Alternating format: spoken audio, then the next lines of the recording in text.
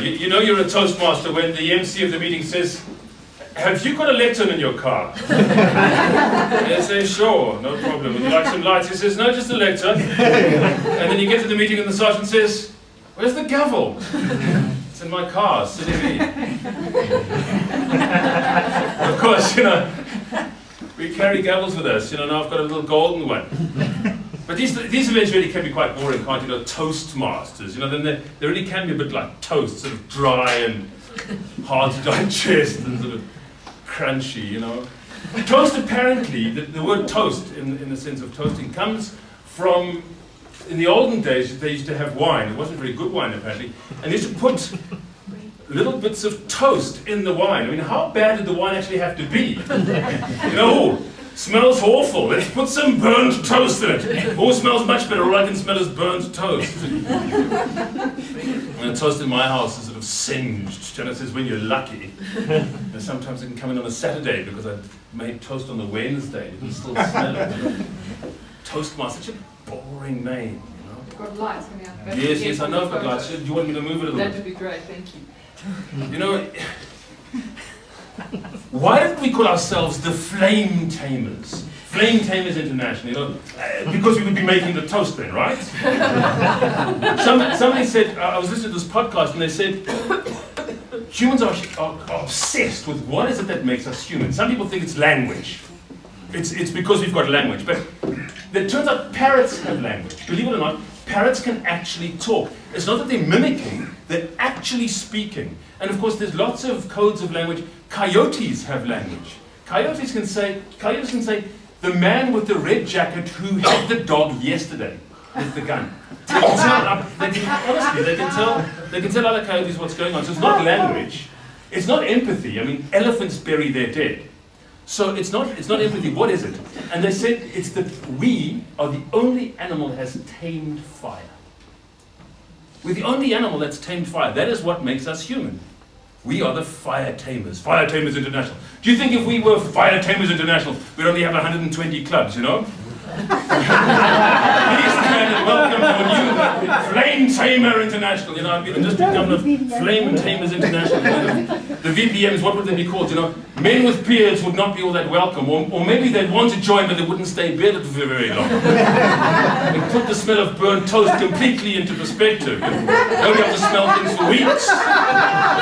Cuts down on their hairdressing bills, But we use fire. Not only have we tamed fire, but we call them the internal combustion engine. The little fires going on. That's the extent to which we've tamed fire. We also use it as a metaphor for energy or passion.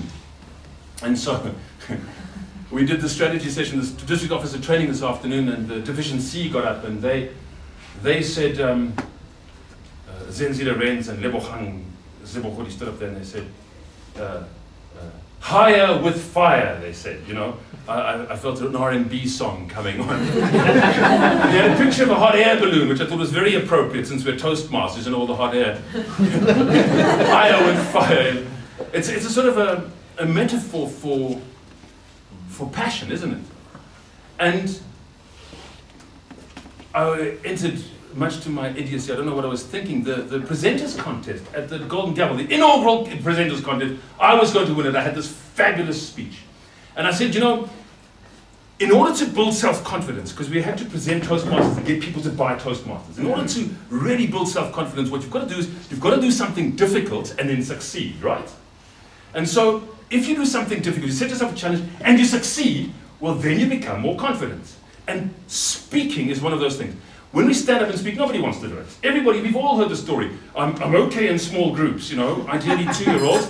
But the moment there's more than sort of one other person, I get all tongue-tied. And we say, you're a Toastmaster. We go, yeah, the butterflies fly in formation. So we're doing something difficult, and we're succeeding. And so that builds our self-confidence. And look at all of us. I mean, what the hell were we thinking? We're all exactly what Craig said, standing up here doing something we've never done before, in the full hope and knowledge that if we don't succeed, somebody will help us to succeed.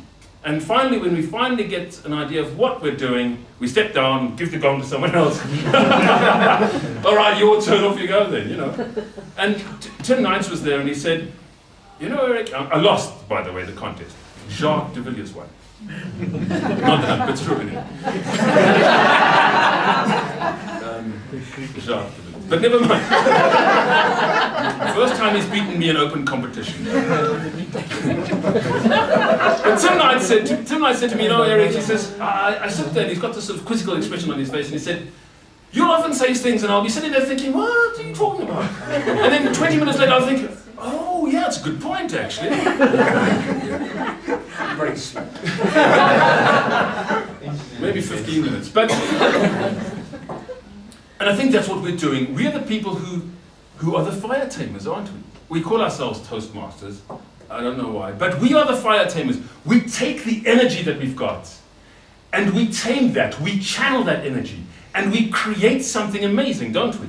Yes. And then I looked at the Division C governor, and Zenzi Lorenz, he was burned quite badly in a shack as a boy. And his whole arm is gone. He doesn't make a big deal of it. He's just got a leather arm. And his face is scarred. And he's standing there with a big, I want to cry, with a big placard with flames on it. And he's saying, higher with fire.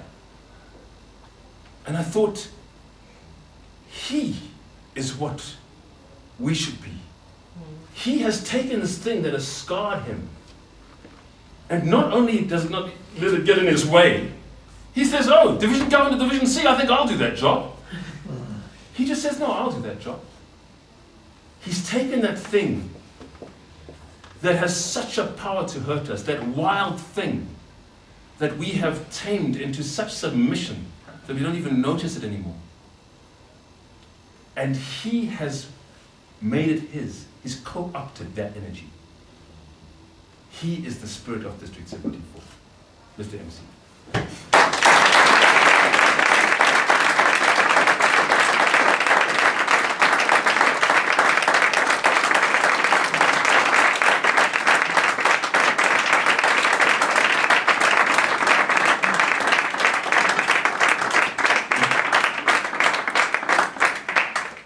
Apparently we did have entertainment, so our stand-up comedian.